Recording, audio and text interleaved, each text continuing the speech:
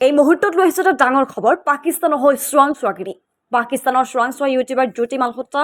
ভাৰতীয় ইউটিউবাৰ জ্যোতি মালহোত্ৰা গ্ৰেপ্তাৰ পাকিস্তানৰ চোৰাংচোৱাৰ সৈতে ঘনিষ্ঠ সম্পৰ্ক ISR বিষয়াৰে বহিছিল বৈঠকত নিয়মিতভাৱে ভাৰতৰ সংবেদনশীল তথ্য যোগান ধৰাৰ অভিযোগ 2023 চনত এইগৰাকী ইউটিউবাৰ দুবাৰ ভ্ৰমণ কৰিছিল পাকিস্তান কোনেও সন্দেহ নকৰিবলৈ নিজৰ নাম সলাইছিল নিজৰ নাম যত্ত ৰান্ধৱা নামেৰে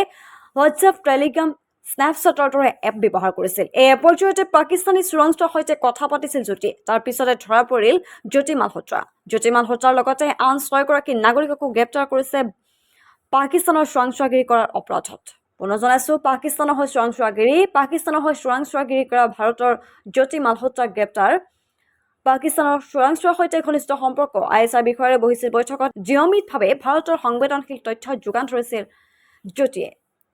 এই অভিযোগৰ ভিত্তিতে গ্ৰেপ্তাৰ কৰা হৈছে জ্যোতি মালহোত্ৰাক 2023 চনত এইগৰাকী ইউটিউবাৰে দুবাৰ ভ্ৰমণ কৰিছিল পাকিস্তান কোনেও সন্দেহ নকৰাকৈ সলনি কৰিছিল নিজৰ নাম সলনি কৰিছিল যত্ত ৰান্ধৱা নামেৰে হোৱাটছএপ টেলিগ্ৰাম স্নেপচেটৰ দৰে এপত পাকিস্তানী চোৰাংচোৱাৰ সৈতে কথা পাতিছিল ইউটিউবাৰগৰাকী জ্যোতি মালহোত্ৰাৰ লগতে আন ভাৰতীয় 6গৰাকীকো গ্ৰেপ্তাৰ কৰিছে